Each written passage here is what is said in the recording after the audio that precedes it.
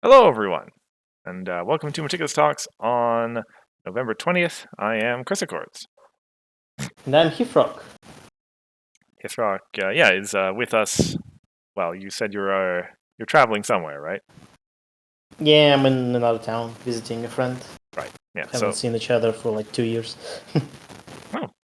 Good for you. But yeah, if the audio sounds a little weird, Hithroc's on an alternative setup this time. Yeah. Otherwise, we have the ban list changes to talk about. We mentioned them briefly in last week's stream. We'll be going into them in a little bit more depth this time. Mm-hmm. And then after that, we have 6 more Fond Memories cards to look at. They're all friends this time. Yes, yeah, they're all friends. When I was putting the slides together, I noticed that one of them was an ultra rare, but other than that, nothing. Yes, one of them is indeed an ultra rare. You've continued to save the spicy ones for me, and I deeply appreciate that. There is some stuff. All right. Otherwise, I think we should just dive on into it. Yep. All right. So there are, I think, 7 changes that are pending to the, well, it's both to the ban list and to the OCR and such. None of these have been officially announced as actually a thing that's going to happen, but they were all put forward as under heavy consideration, and I think it's pretty much the case that they're all going to happen, probably. Yeah. And so this is based on the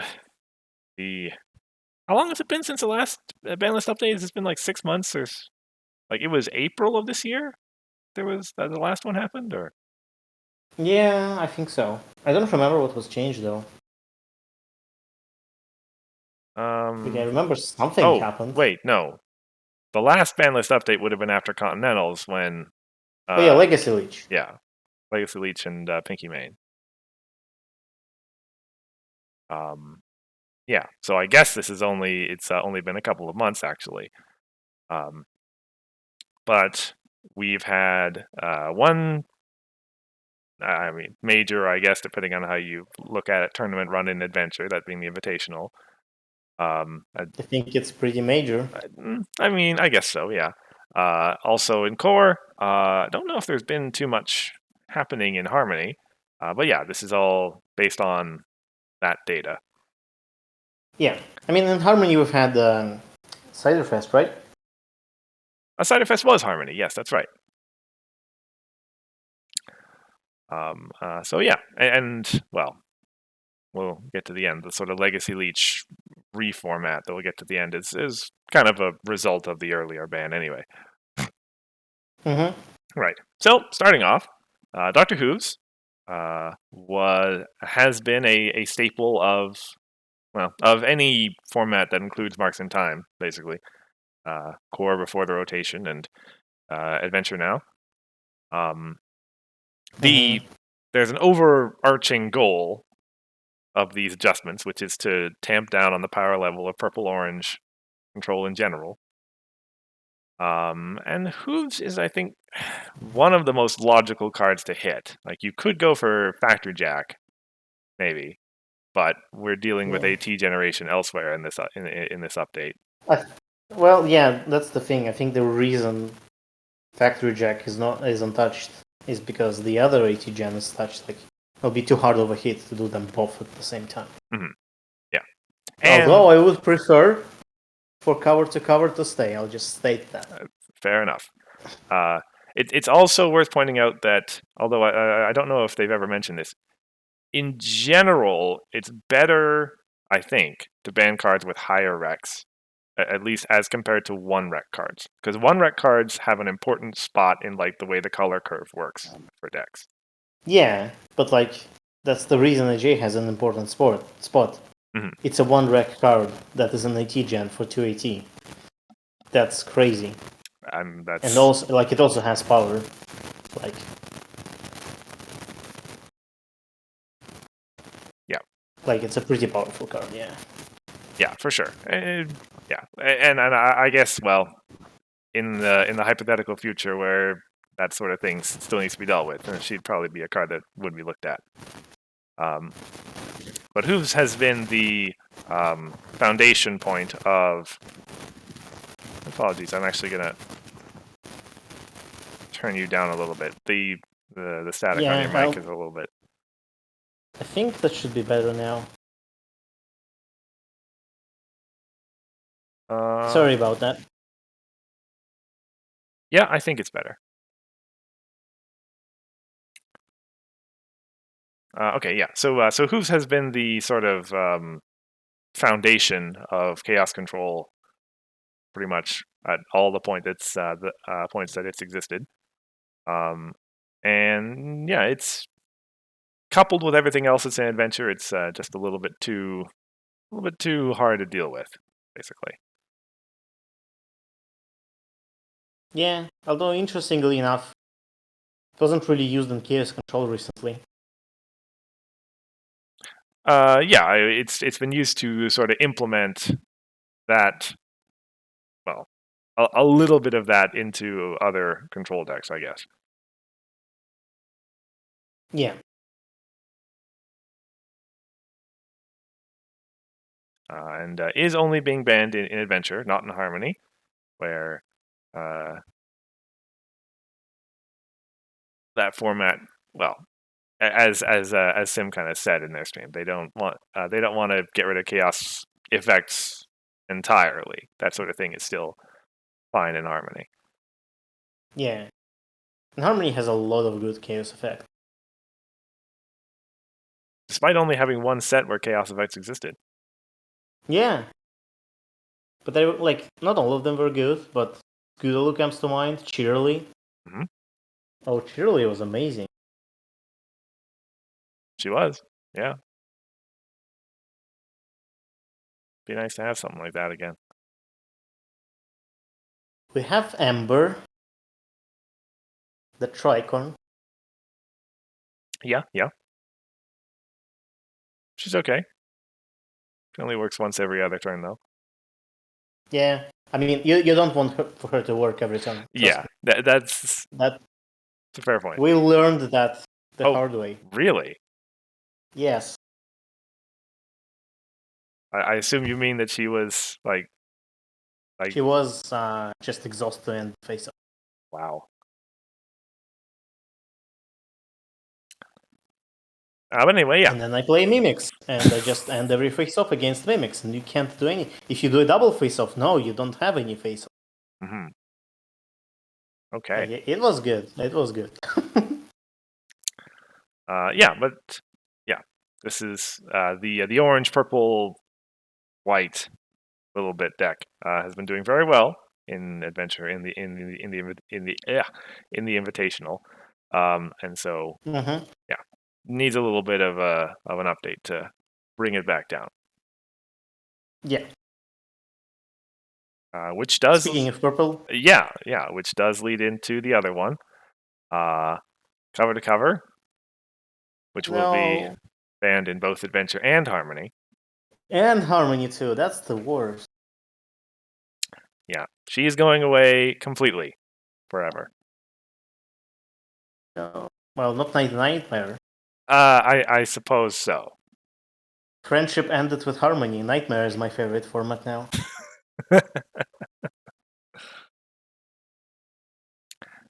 Nightmare is where all the fun cards are.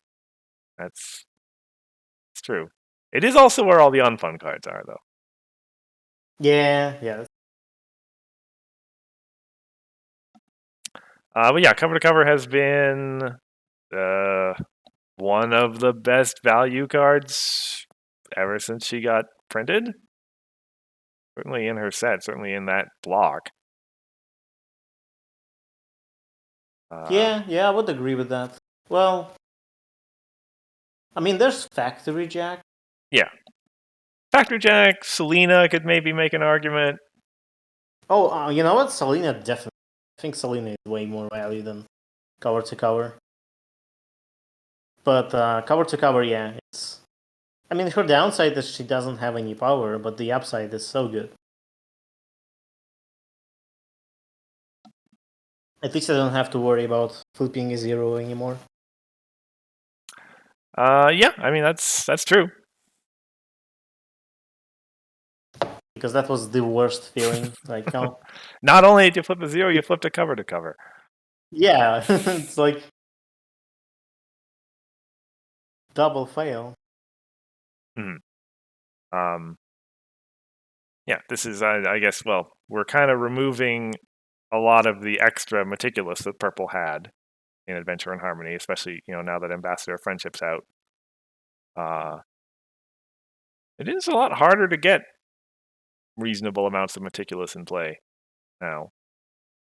Yeah, I can think of Clever Calculator, still a really good card. Yeah.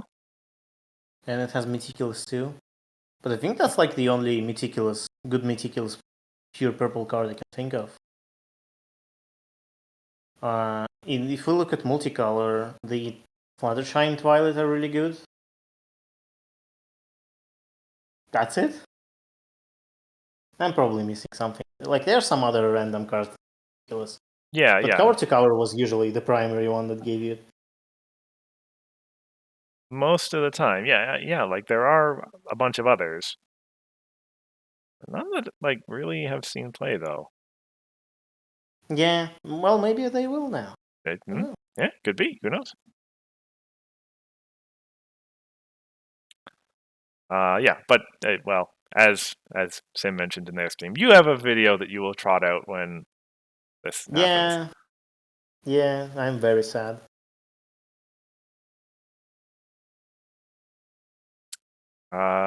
Third is Cadence. Also going to Nightmare. Only place you'll be able to find her. Fair.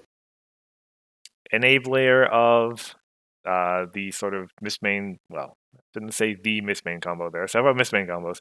The Cadence Mistmain combo, Cadence Angel Wings Mistmain combo, which, well, I guess it worked in all formats actually. But also one of the most consistent value tricorns that existed. Hi. Cut out there for a second. Oh, sorry. But I'm back. Yeah, I was just saying that. Yeah, I mean, Cadence was annoying in general, not just in combo. Like in Reanimator, she was really, really disrupting. Mm-hmm. Yeah, like you might.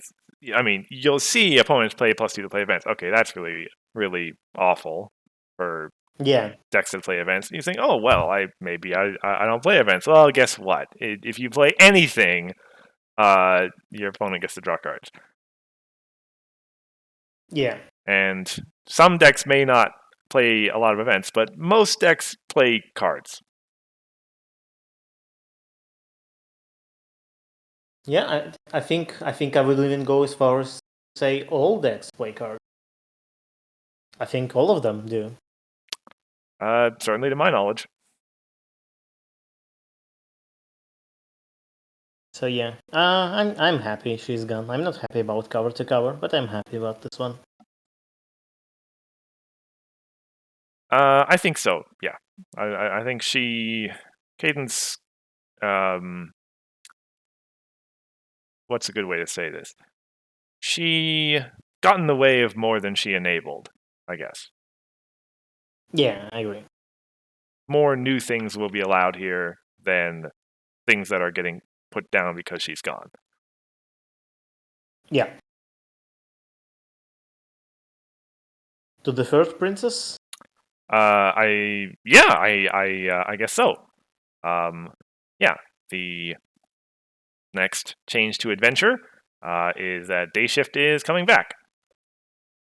Essentially, while there have been some successes for aggro decks in the Invitational, it has been sort of a control-leaning format Adventure that we've seen so far. And if you want to give aggro some gas, this is a card that you can throw on the fire. Excuse me, that was a really bad way of saying that. Do not burn your day shifts. Too late. Yeah. But yeah, this card is gas for yellow aggro. For sure. I feel like she will be banned in Adventure again. It's possible. Like I don't trust this card. I mean, she looks all nice, she smiles at you, but when you're not looking, their friends never leave problems, ever. Mm-hmm. Like, yeah. I'm quite iffy about this one. I think she should be banned just in case.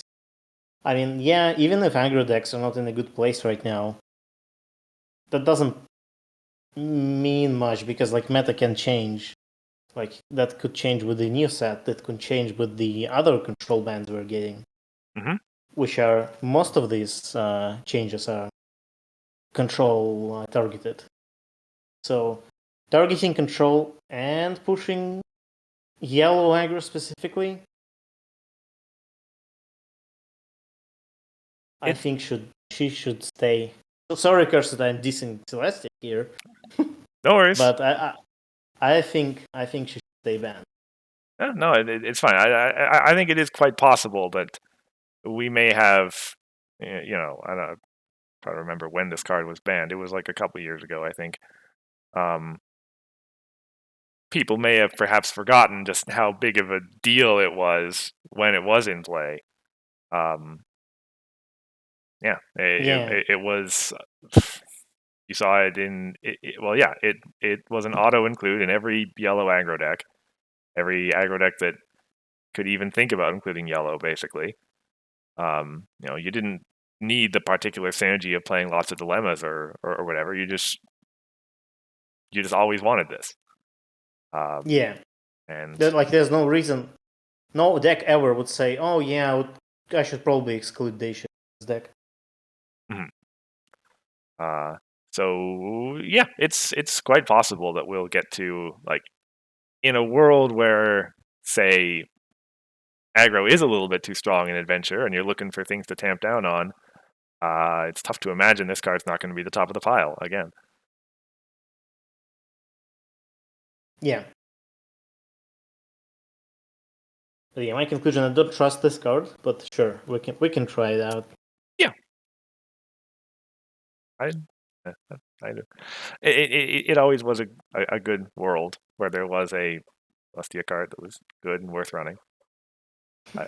Fond memories might fix that with the purple main. Who knows? We'll see. Yeah. So yeah, in addition to the 3 bans and the 1 unbanned, there are 3 cards that are getting changed as well. Meaning that the OCR is getting updated come the Fond Memories release, and new art versions of these cards will be available for print and play. Yeah. So Heatwave is getting its cost changed from 1 to 2 AT, a 100% increase, which is very fair, I think, for the amount of value this card generates.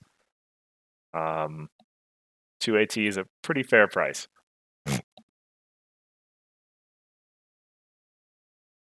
Yeah. In core, though, do you think in core, like Heatwave wasn't really a problem in core, was it? It's the conjunction of bailout and Heatwave that is the problem, right? In adventure, for sure, yes. That's sort of too much for orange to have. In core, it's definitely one of the strongest cards in New Dawn, I think. Yeah, but like, is control that strong? Is control that strong in core? At the moment, I suppose not. Although this card isn't just run in core, like it's run in Reanimator. It's basically any deck that's running orange and wants to put in a little disruption, this is the card you reach for. Yeah, it is. It is belly flop of orange. Pretty much, yeah. Which, yeah, I guess on its own isn't necessarily a problem. But yeah, I mean, in Adventure it is definitely a problem. But in Core maybe less so. But I guess that's fine. Maybe people will still run it for 280. Mm-hmm. The effect is still fairly good. It is still quite possible. You're dismantling two opposing characters. Well, kind of. Yeah. Depends on the board, but often enough you're dismantling Most two of the time it is useful. Yeah. And does have some fairly niche usages as well, which is quite nice. Whether it's turning off opposing main character abilities like right before they flip, or Yeah. And I think at 280 it's more questionable whether it's playable, but it's not obviously awful just yet. So it's still okay. Yeah, fair enough. Fair enough.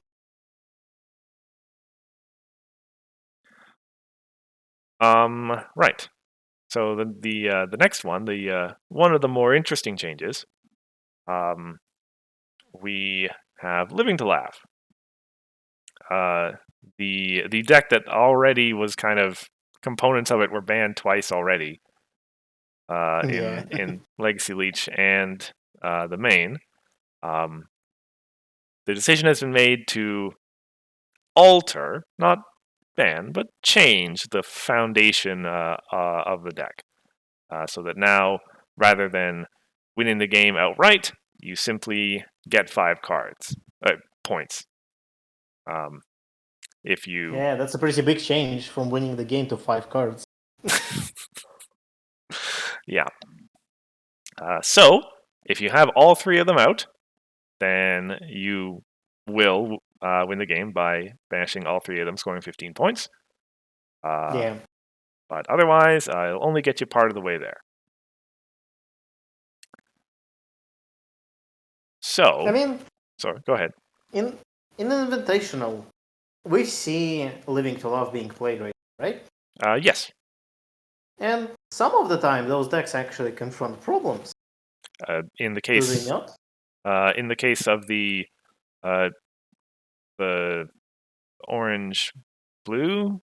pink-orange Gabby version that has to confront a problem to draw. Yeah, you actually have to confront a problem. Mm-hmm.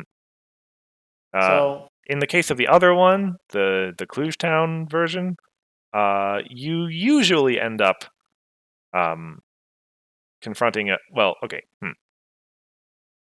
You usually end up confronting a few problems because that deck likes to have most of its unity in play for a while.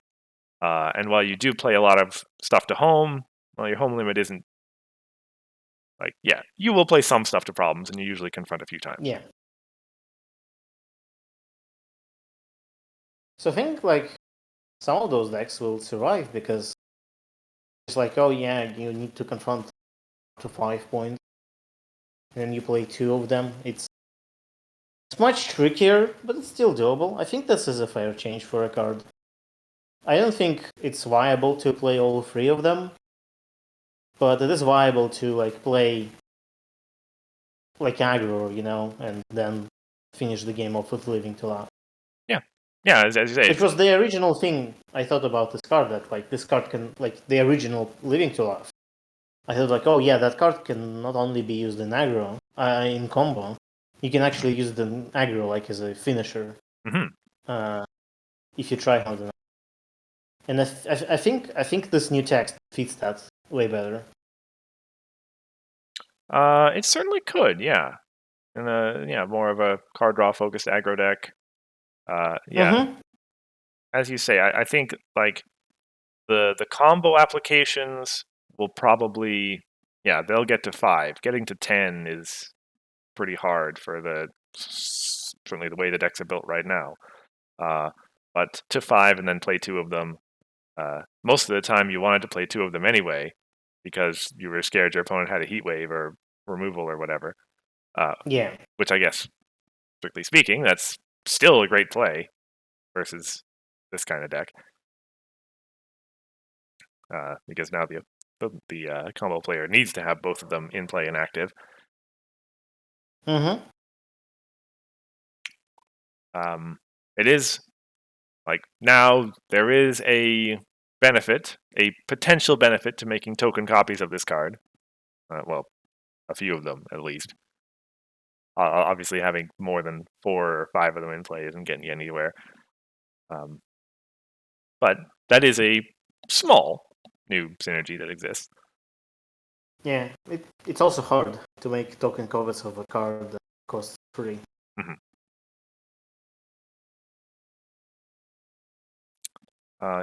But ultimately it sort of preserves the general idea that like there's still enough incentive to want to build a deck that empties itself out. Mm-hmm. But yeah, makes the road a little bit more complicated and will change the way these decks are built to some degree at least. Yeah. Yeah, I think that's a change. Next card? Yeah, final card. We already mentioned Legacy Leech got banned after Continentals because it was totally busted. And is going to be coming back with fond memories in a new form. In this case, it's text changed to main phase, banish any number of cards from discard piles, cards as opposed to events. If you banish at least 3 events this way, gain 3 AT. If you banish at least 6 events this way, draw 3 cards as well. So at best, pays for itself and draws you 3 cards. But has the extra utility of being able to banish other stuff from discard piles. Wink, wink, golden parachute. Yeah. I don't think people will play this card with the new text. Certainly not for the same reasons they'll play it. They would play it before, and admittedly, Definitely not. But that's yeah, the intention. Yeah, it's a lot less useful for the reasons I would want to play it in my decks too. Like, obviously I wasn't trying to get 20 AT or whatever, but getting net 2, 3, 4 AT out of it was a pretty good reason. You will never ever banish less than 6 cards with this card, right? Mm-hmm. Because then you would just I spent free AT to get free AT. Well, unless you have some other reason to want to be banishing stuff. Yeah, I guess there's things like Celestia, and there's things like triggers from playing events. Mm-hmm. But I think there's just other better ways of doing that. You can ban 3 cards some other way without spending a card like this. Mm-hmm. And spending free AT and gaining free AT back. So I think generally, if you ever play this card, I think you will never play it for the first effect. You'll never banish free events unless you're desperate for something. I mean, that is kind of a fair point. Yeah, it is, as you say, in that first event, you're spending nothing to banish some amount of cards. Which, if those cards were golden parachutes for the opponent, I don't know, 0 cost, get rid of some golden parachutes? Yeah, I guess. Right. But that is, that's super niche. Well, it's not super niche because everyone runs golden parachute, but it's... Yeah. It is niche to have it, only be good because of one other card.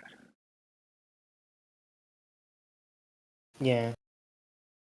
Well, I guess it's good against Rene. Maybe that's a sideboard card for it. That is reasonable, yeah. Reanimator is not going anywhere. It got Cadence banned from it, but it's still going to be around. Not least of which because, well, so far, well, I believe I have seen already in our Fond Memories cards some things that work with Reanimator. I think so, yeah, but I can't remember them now. It's been a while, but I feel like I remember there being at least some card that was useful. That's sure. I'm sure there is some card that is useful in Fond Memories for Reanimate. Speaking of, yeah, nice segue. sure. Straight into ultra rare. Straight into ultra. Okay, yeah, let's go. Blue ultra rare. Rainbow Danger Dash. 4 blue, 4 cost, 3 rack. Hasty and Swift. Okay. When you win a Troublemaker face-off involving this card, you may reveal the top 5 cards of your deck. Put any number of Troublemakers revealed this way into your hand, then shuffle your deck. Okay.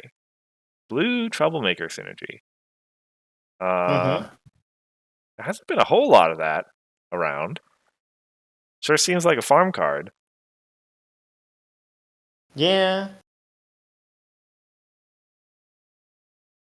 But it does seem like a fun, like that's. Yeah. It's hasty, swift. It gives you troublemakers. Hasty, It defeats troublemakers. Swift, high power, ultra rare. That goes in the farming deck, right? Yeah. Okay. Conclusion reached. Next card. Yeah. This does seem to fit pretty well.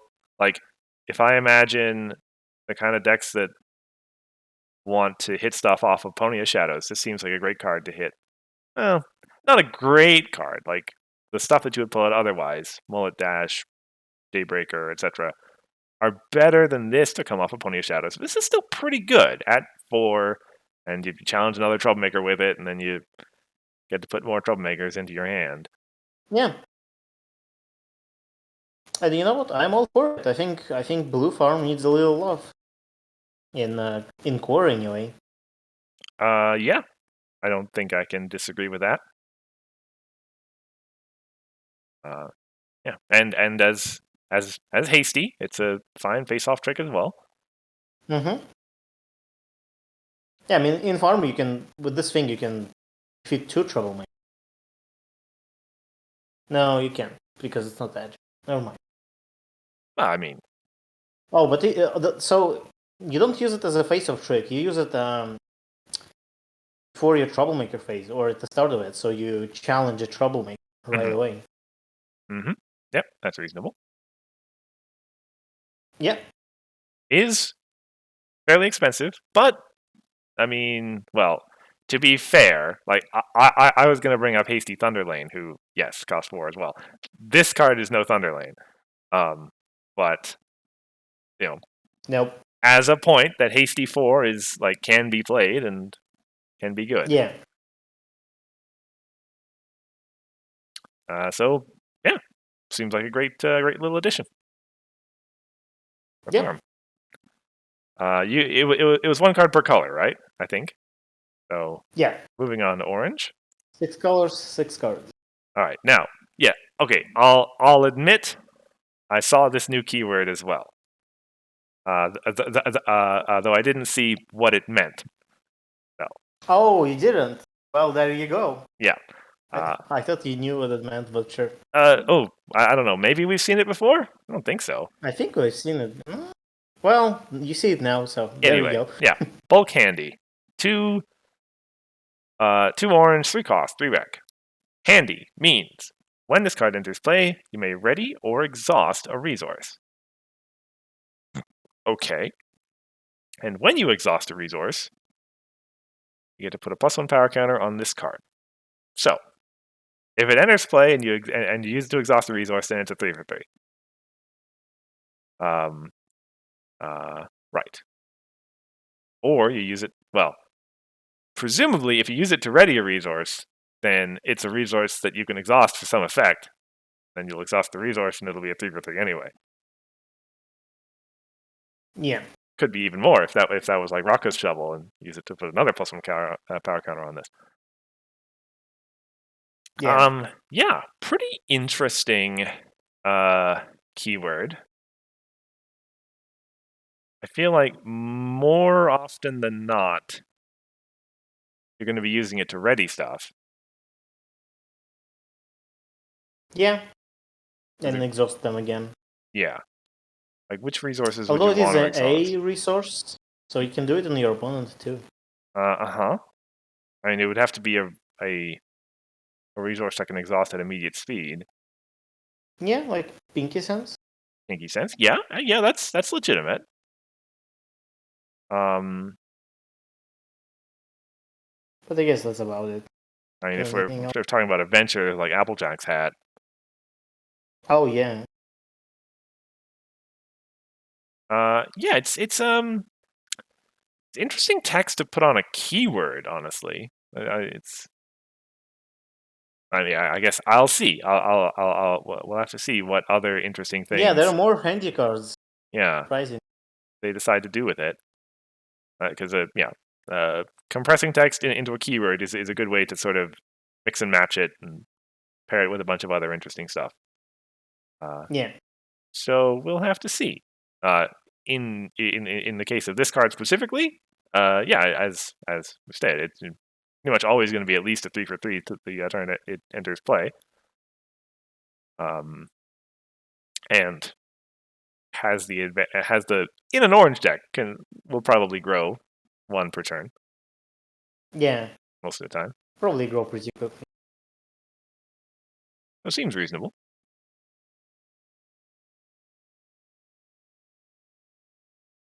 Next card? Sure.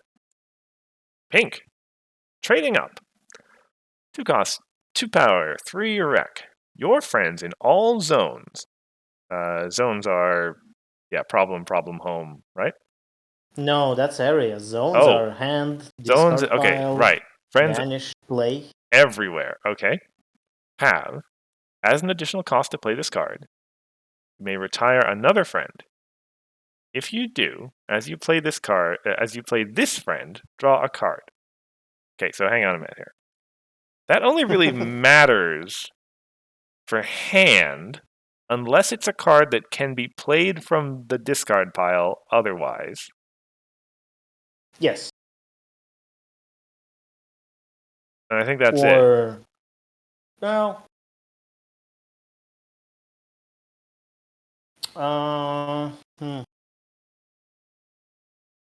Wasn't there a card that lets you play the top of your deck? Yes, I think so. I think it was Fond Memories card that's orange. And this will affect cards that allow you to, like, you banish it and treat it like it's in your hand, or what was that? There was an absolute discord that like banished the opponent's stuff and you get to play it. Yes. Yeah. So this will count all. Although it doesn't. Well, if you play opponent's friends from it, it won't count because they're not your friends unless they're in play because you don't control them. Right. I guess so. But basically, what like all zones here just means that like if you play a card, it has that. It's just like a safeguard, so it applies to whenever you really play it. Right. Only when you play, not when it enters play. Well, which is fair for the effect. Yeah. As you wait. Yeah. Okay. Right. So it is an additional cost. Yeah. Okay. That's the correct way to word that. And then it creates an as effect. As you play this friend, draw a card.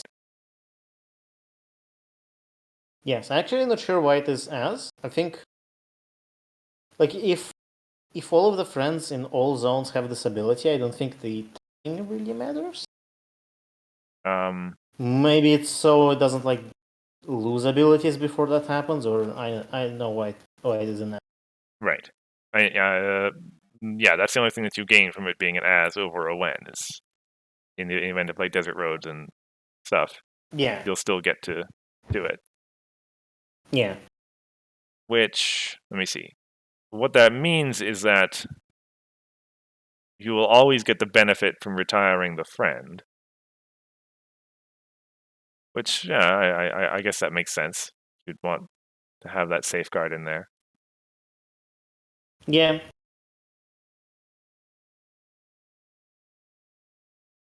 Very interesting. Cycling friends. Yeah, it's It might be really cool for like mosh pit kind of deck. Mhm. It's just a bunch of cheap pink friends for 118. You play them and they cycle themselves as well. Yeah, And you retire like friends that you've already used. pinks often kind of like that. The ability to, yeah, you kind of play cards only for their one-time effect, and you don't really move stuff around. You're just playing more stuff from hand, which those kind of decks really like card draw because Yeah. you're playing stuff and not Yeah, moving it. you need to not run out of steam in them.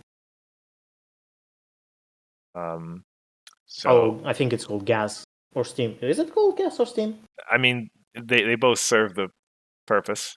Okay.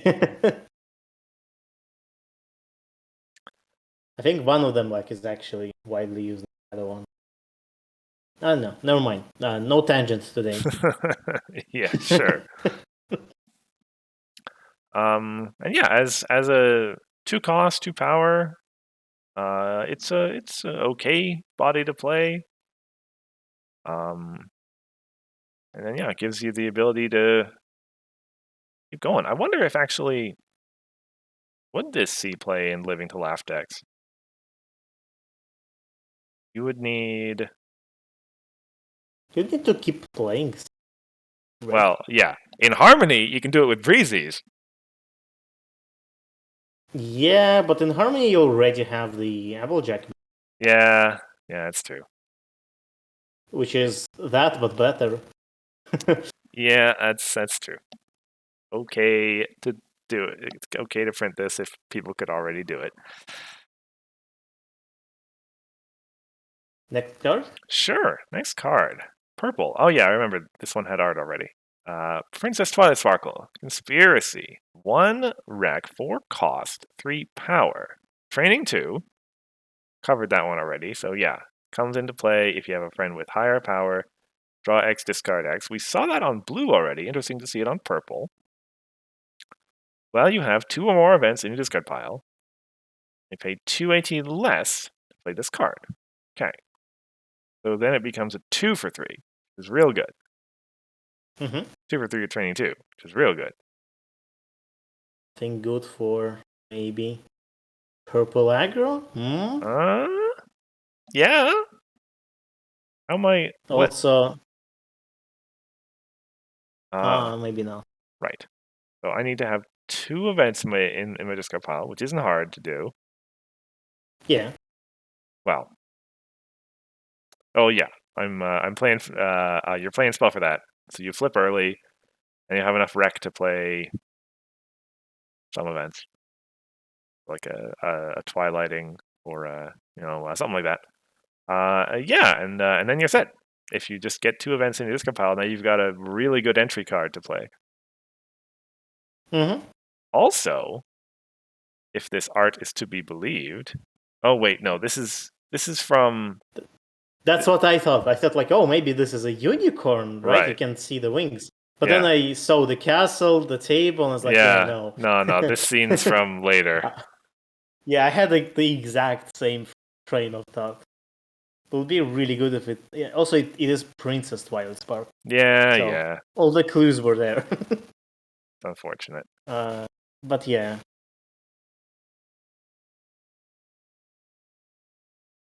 No, He but was better before. yeah. Yeah, it seems like a really good friend to put into that sort of a deck. At 4 cost, not worth it. No. But at 2, very good actually. Yeah. Purple aggro, being an aggro deck, will appreciate the card draw and the discard certainly. Yeah, you want events to be heading into your discard pile so that you can banish them. Yeah, seems pretty good, actually. Well, there you go. Through your bone. Thanks. Next card. Next card. I actually put in this one because there was a discussion about it recently, and I completely missed that this card was there in the set. Oh, really? I was like, wow, this card is crazy. How did I not see it before? Okay. Artificer. 2 cost, 2 rec, 4 rec, 2 power. 4 rec usually means something real good. All right, so handy. Mentioned that already. When this card enters play, you may put a so magic. Why is that in brackets? It's a name of the counter. Okay. Sure. So like it is a unique counter to this card. Yes. Okay. Yeah. Put a magic counter on a non-attachment resource.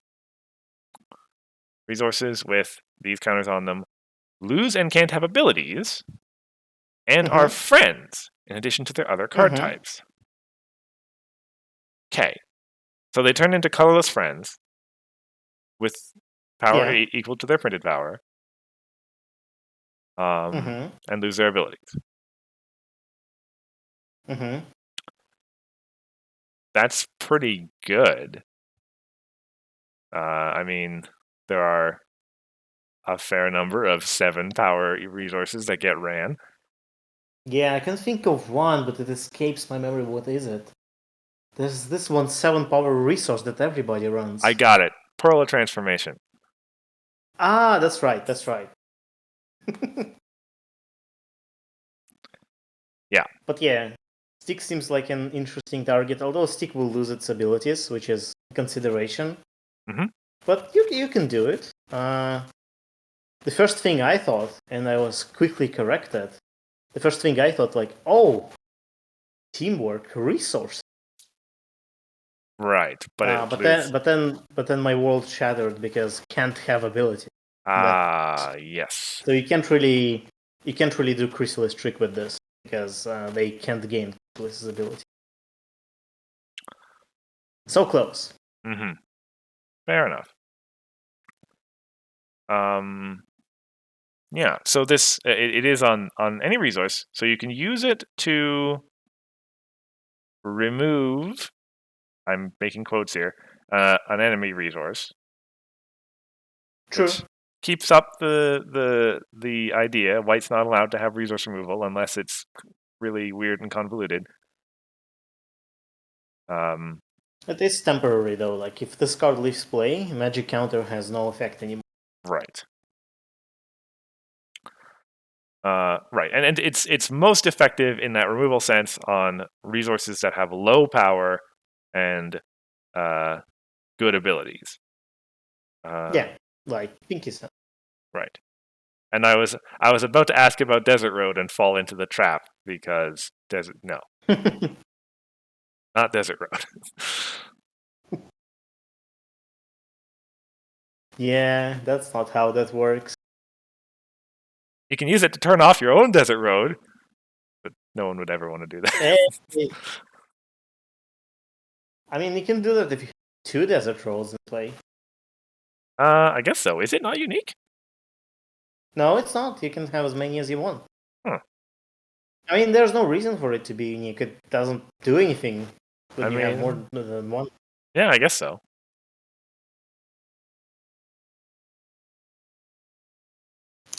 But yeah, we're seeing a comeback to resources becoming friends. Since, was it Absolute Discord or Cancel Offense? It was one of those. Well, Absolute Discord was the imaginary friends were in AD, I think. Yeah, like I think it would make sense for them to be in AD, but I'm not too sure.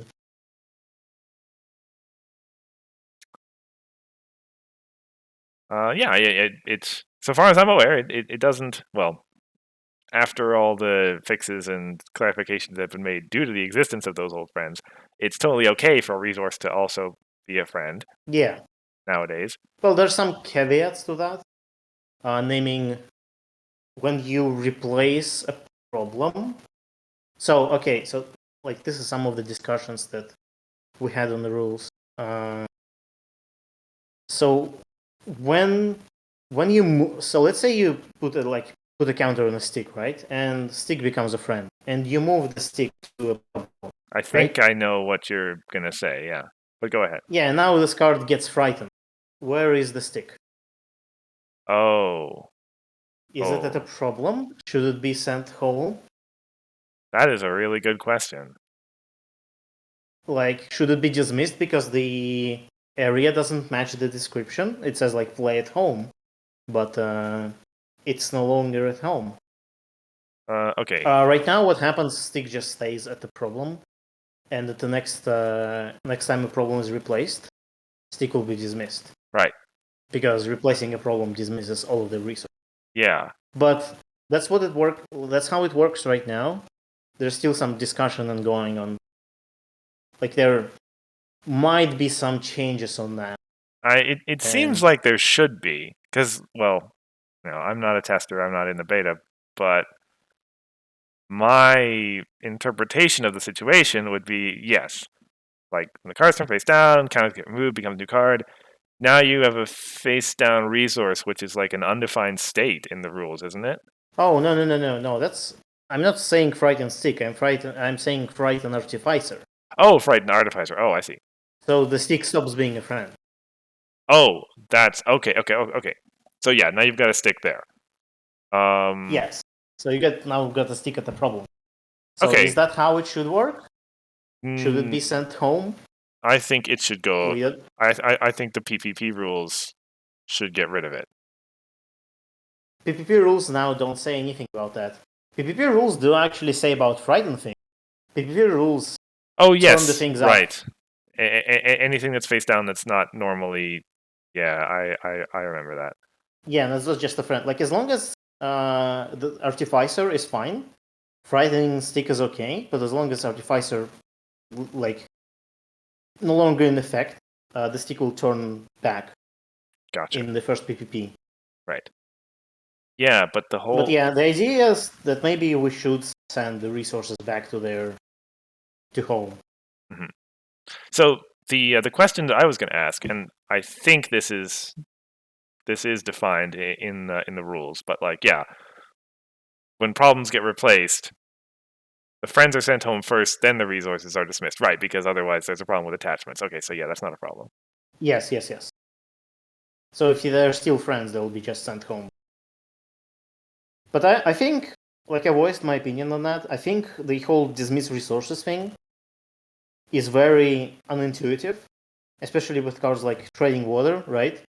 Where, oh, for some reason, Trading Water stays, but like the hat I put on it dismisses. Like what? Like no player would ever think that that's how it actually works.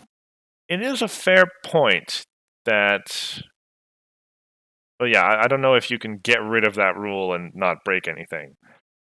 I don't think so. I think you can get rid of that rule and don't break any, because I don't know why is it in there.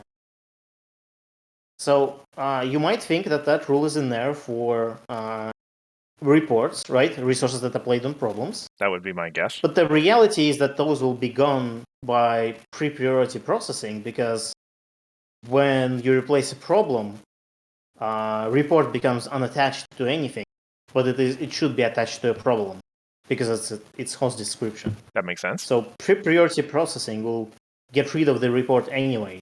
So I don't know why that rule is there. So maybe we'll see some changes in that rule. Maybe we won't. I don't know. Yeah, That was just my general opinion that maybe it's time to change that rule, because I never found it intuitive. Like I just accepted that's how it works, but I never really agreed that that's how it should work. it's And interesting. again, Yeah, it feels, I guess, to use a software term, it feels a bit like some cruft. Like yeah, it's sitting around. It doesn't really serve a purpose, by the sounds of it, and doesn't make a whole lot of sense. Yet at the same time, it's not like, nothing's broken because it exists. Well, I mean, new player experience is something to consider, I guess. It's fair. Like, Yeah. you have to teach that to a player, and the player will never ever think. Like, you will never ask someone like, "Oh," like someone who doesn't know how it actually works. Like, "Oh, what do you think happens to the resource?" They will never say, "Oh, it gets." That's never like that's not something you will think about. Mm-hmm. Well, okay, so there is a fair. No, that's not a fair question.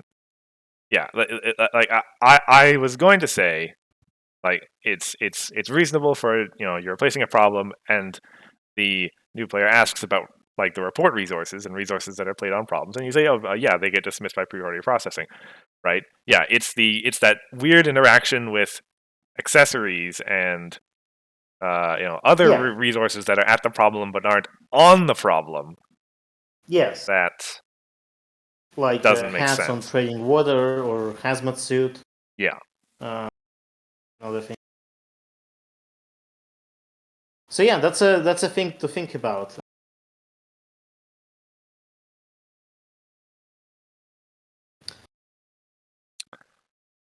Sorry. On that topic, maybe next card. Sure. Yeah.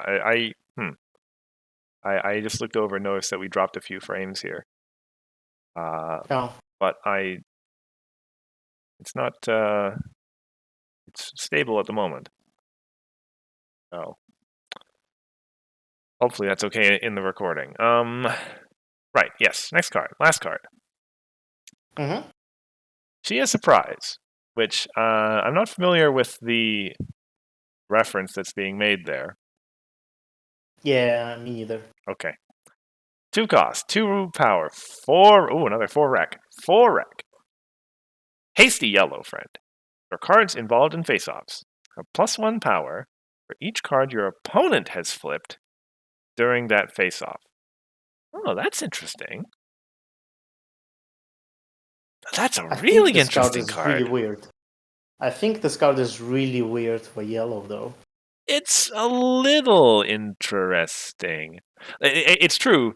Yellow has this whole thing with your opponent not flipping cards in face-offs, Yeah. which is counterintuitive here. But as a face-off trick, this is really powerful. Like especially given that it gets better the more friends you have involved in the face-off. Well, cards actually. Oh, Yeah. cards actually, not that anyone's running yellow troublemaker control, but Troublemaker control when yellow troublemaker control. I mean, in adventure with zipper wheel, you can do it. Yeah. But yeah, like like especially your opponent plays a like if they played like a barrel through or something to flip an extra card to secure the face off. Well, that makes this card even better. Mm-hmm. Only 2 cost. You can save it for any. Yeah, this seems really good.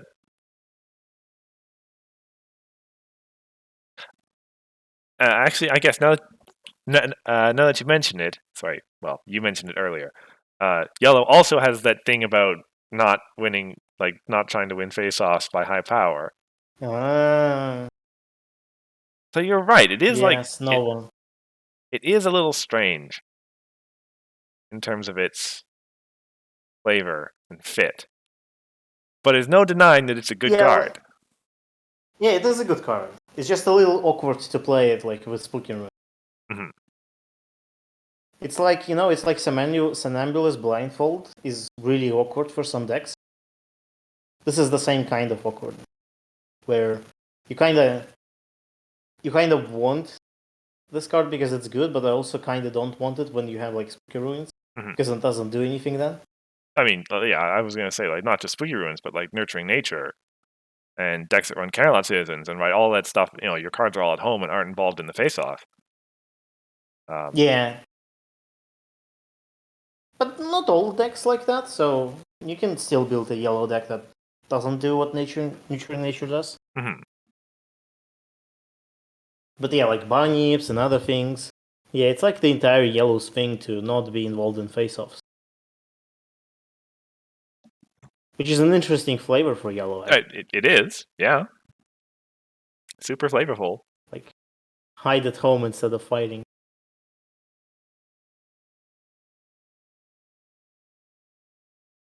But, well, yeah, well, you gotta take colors in new directions sometimes. Yeah. And, yeah, give a little support for... In a Pegasi deck, this would be fine. Yes. Because you usually don't run... Well, do you run Nurturing Nature? People usually run the other one.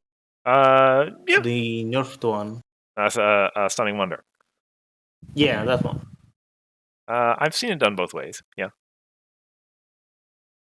Yeah, so you can do that and just I don't know, don't play Spooky Ruins. I guess so, yeah.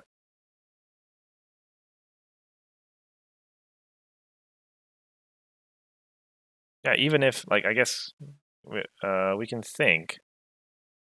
If the average card that gets flipped for a face-off is, say, 3 or 4, then in the event of, like, a double face-off, chances are this basically nullifies the opponent's flip. Yeah. You know what? We need reverse Spooky Ruin. Your opponent flips an extra card. Now this card becomes better, and Nova becomes better. I mean, that's true, I guess. Be a bit of an interesting card on its own.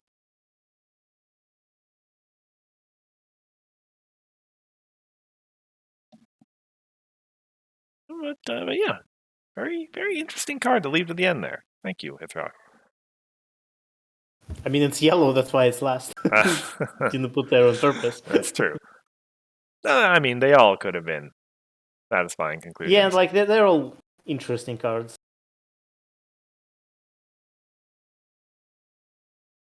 In their own way. Mm-hmm.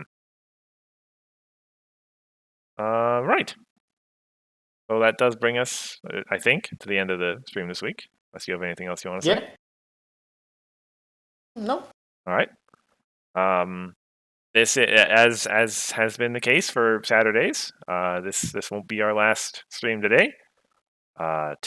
Tonight at 7 p.m. Pacific or 10 p.m. Eastern, or long after your time, Hithroc.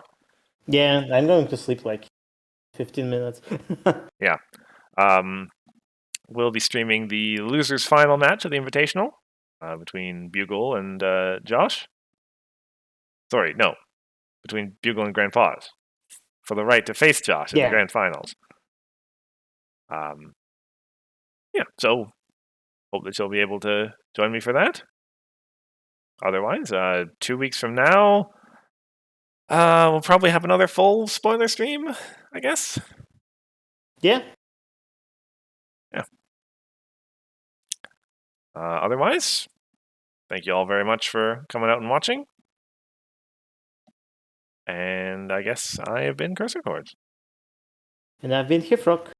And we'll see you, well, tonight. Yep.